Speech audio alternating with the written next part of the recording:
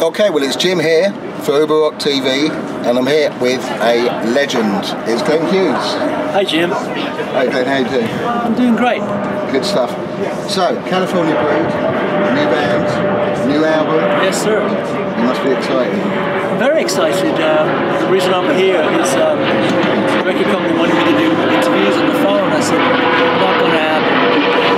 It has to happen in person. I want the media to see how happy I am. Feel it rather than hear it. You know? So it's important for me to come to Europe. I'm going to do the same in America. So, yeah. Good stuff. No, it's well, you've still got Jason Bonham, of course, from the last band. That's happened. Special relationship with him. Very, very close. Yeah. I've known him since he was a kid, you know, in diapers. Right. Yeah, and you had a special relationship with his dad too. Yeah, I did. Yeah. Very much. Do you have a chemistry? You must have a chemistry with him. His dad was a big trapeze fan, my band before Purple, and he would play. Jason he heard Medusa when he was like 12, and his dad would play him the song of Bro, you know. So now I've played Medusa with his dad and Jason. I played actually both Bonhams. But Jason is a supremely talented drummer who I pushed out into the front of the queue to write more. You know, with Black Country, especially towards the end, I said you should write more. And he, you know, we did more, and this album, you know, it's a very collaborative effort between all three of us. Cool. And talking of collaborations, guitar-wise, you've gone down a different route to what you did with Black Country, because you had a very famous name there. Yeah. Now you've got, to us, an unknown man, but a very talented young man. Well, tell us about it. Jason and I, when we left the band, we spoke a few times about what do we do. We won't do Black Country 2 with a famous guy, because you know, I really like what we had with Joe and Derek, and we wanted to lay it not dead. We wanted to just leave it alone and walk away. Sometimes you have to walk away, and it was sad, but it wasn't. We weren't angry. We just said, let's just form a new band. Who's going to play guitar? Well, X, Y, and Z are going to be busy.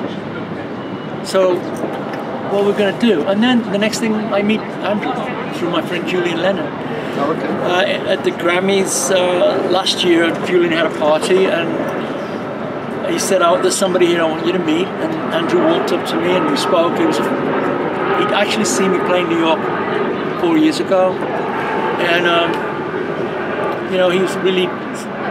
He looked great, you know, long hair and the hat, and you know, he was talking my music. He was talking musically. I understood what he was talking about, and about his influences. You know, he just said, "Send me some music," you know, because he wanted me to hear his music.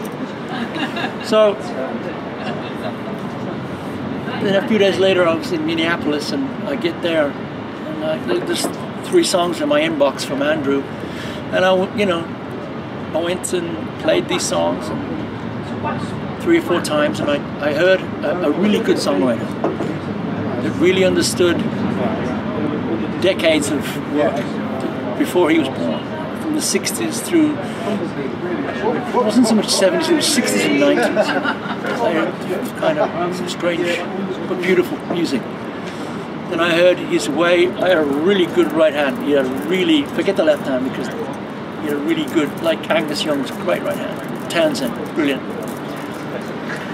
And then I heard his voice, and because I've always loved singing with Coverdale and Joe Bonamassa, it was always fun to sing with other singers. I've never been one to shy away from having someone sing with me. And I said,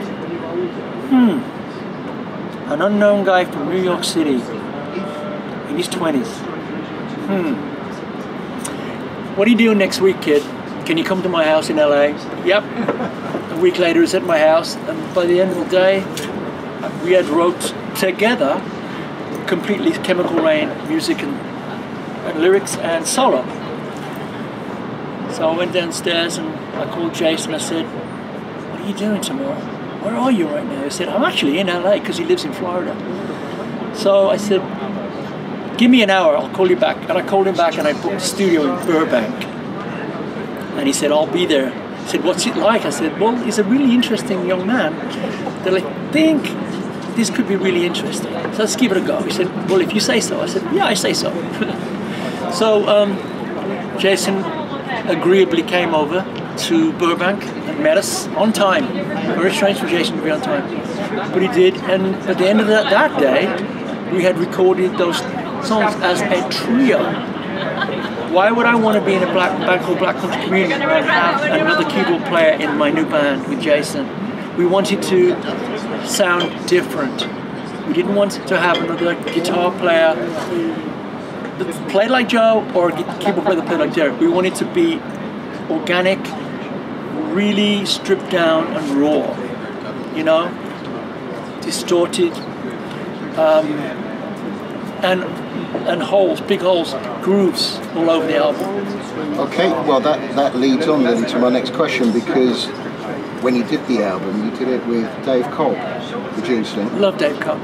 Now he's perhaps best known right now for the stuff he's done with Rival Sons. Yes, yes. Who also have a very organic, live kind of Great, feel. love it. Why did you choose Dave? Well, I'll tell you what happened. I was hosting a party for my friend, fashion designer John Barbatos, in his LA store, and I look in the room and I see these kids that are obviously young men that were in a band, but I didn't know who they were. This is like 3 or 4 years ago, and Jay, or one of the Scott or Jay or Miley, one of those 3 guys came up to me with like a CD, Pressure and Time, and I had Planet Rock radio show, and they, you know, can you play the song? And I went, why not? Was it rock? Absolutely. It looked like they were rock guys, you know. So I went and played it, and when I heard it on my show, I went, well, these kids are really talented. And who produced this band? Where was this made? What's the name of the guy that produced it? How did they produce? How did they make this album? So I Googled and I found it was Dave Cobb. And I did some research on other acts that he produced. I went to their sites and heard their music, and I'm going, it all makes sense. I remember I was in Black Country at the time, but I was thinking, I always think about what, you know, maybe a few years from now, working with new producers. So I put his name and tagged it.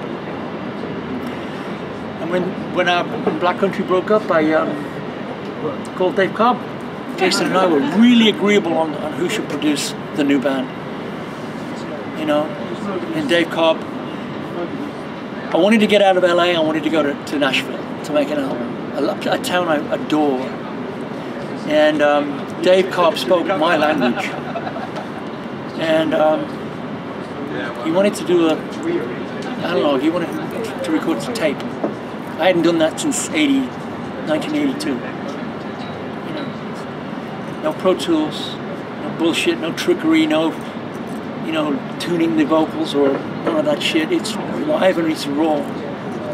It's absolutely, it is raw, and you can tell. And yeah, I've heard the album. I think it's fantastic. And people at Uber HQ are loving it. They actually prefer it to the Black Country Communion stuff, probably because it is more raw. You know, well, I want to make this clear. We are not. Although I'm the vocalist of Black Country, Jason's the drummer. There's definitely, you know, this band is different to Black Country.